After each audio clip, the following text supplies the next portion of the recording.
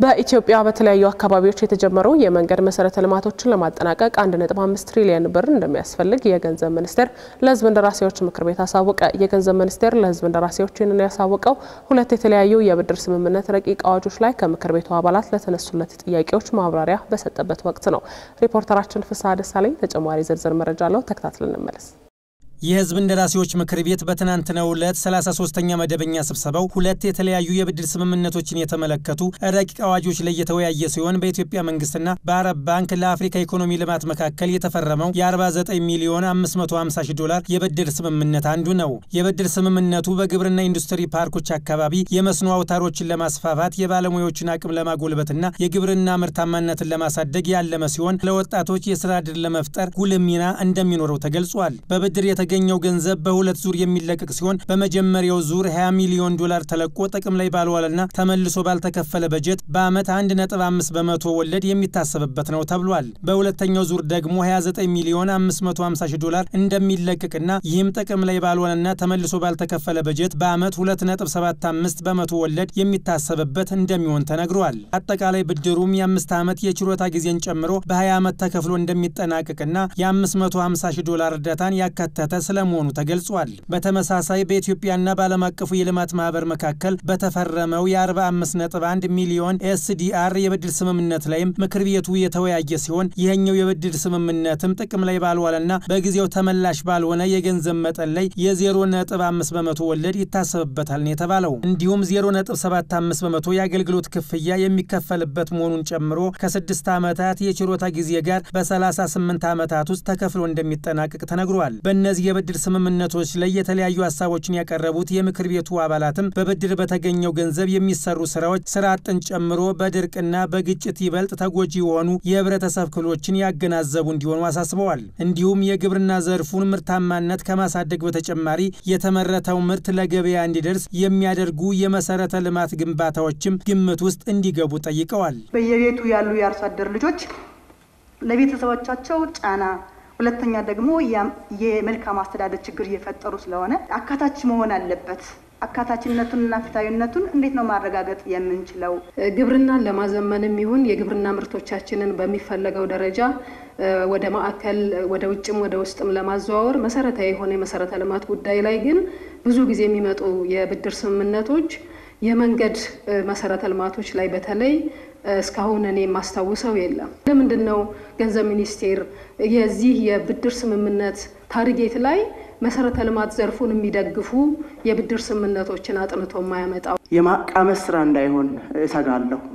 የማቃመስ ማለት ችግሩ በጣም የጎላባቸው አካባቢዎች ለምሳሌ በተለያዩ ምክንያቶች የተጎዱ አካባቢዎች አሉ። በጦርነት ሁሉ ነገራቸው ወድሞባቸው በሰው ሰራሽና በተፈጥሮ አደጋ የተጎዱ አካባቢዎች አሉ። ትምህርት ቤቶች ላይ ለሴት ልጃገረዶች ንጽህና መጠበቂያ ካለማግኘታቸው የተነሳ ከትምህርት ገበታቸው የሚፈናቀሉ ሴቶች ተማሪዎች አሉ።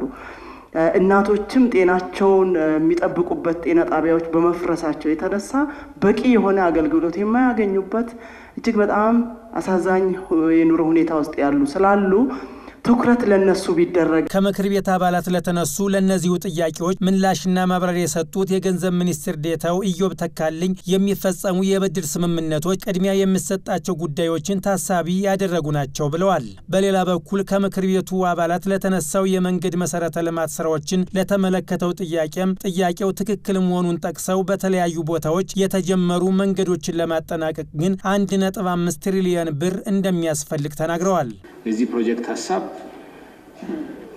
የነዚህ ኢንዱስትሪ ፓርኮችን የግብርና ኢንዱስትሪ ፓርኮችን የኋላ ቁርኝት በአግባቡ ማሳለጥ ነው የሚሆነው ማለት ነው። ከዚህ አንፃር ከተጠቃሚነት ከግብርና እድገታችን ስኬት ከኢንዱስትሪ ፓርኮች ውጤታማነት አንፃር ትልቅ ትርጉም ያለው ነው። አካታችነቱን ዲዛይኑ ፕሮጀክቱን ዲዛይን በአካባቢ ያለውን የልማት ሀብት ውሃን ጨምሮ መጠቀም ስለሆነ በእጅጉ አሳታፊ የሆነ ፕሮጀክት ነው የሚሆነው። ልማት አጋሮቻችንን በማስፋት ረገድም ትልቅ ስራ ይሰራ እንዳለ የሚያሳይ ነው። የመንገድን በተመለከተ በጣም ትክክል ነው። በጣም ክሪቲካል የሆነ ያው በጀት ይዘን ስንመጣም በዚህ ወር ብዙ ውይይት ስላለን የምናየው ነው። አጠቃላይ እንደ ሀገር ልንሰራ ያሰብናቸውን መንገዶች ለመጨረስ ከትሪሊየን በላይ ሪሶርስ ይፈልጋል ያዝናቸው ለመጨረስ ራሱ 1.3 1.5 ትሪሊየን አካባቢ የሚገመትና እንደተነሳው በተከበሩ ምክር ቤት አባል ኢኖቬቲቭ ሶርስ ኦፍ ፋይናንሲንግ ማየት መቻል አለበት። የመንግስትና የግሉ ዘርፍ አጋርነት አንዱ ነው። ሌሎች ከተለመዱ የብድር አቅራቢ ተቋማት ውጪ ማየት ጥሩ ነው። በነገራችን ላይ መንገድ ላይ በርካታ የብድርና የድጋፍ እናገኛለን። ለምሳሌ ትልልቆቹ ሃይዌዎች በዓለም ባንክ በኮሪያ ኤግዚም ባንክ ኢቨን በቻይና ኤግዚም ባንክ እና ባዲያም መንገዶችን ፋይናንስ ያደርጉ ቆይቷል። አሉን ፕሮጀክት በትሬጀሪ ብቻ ሳይሆን በልማት አጋሮችን ድጋፍ የሚሰሩ መንገዶች አሉ።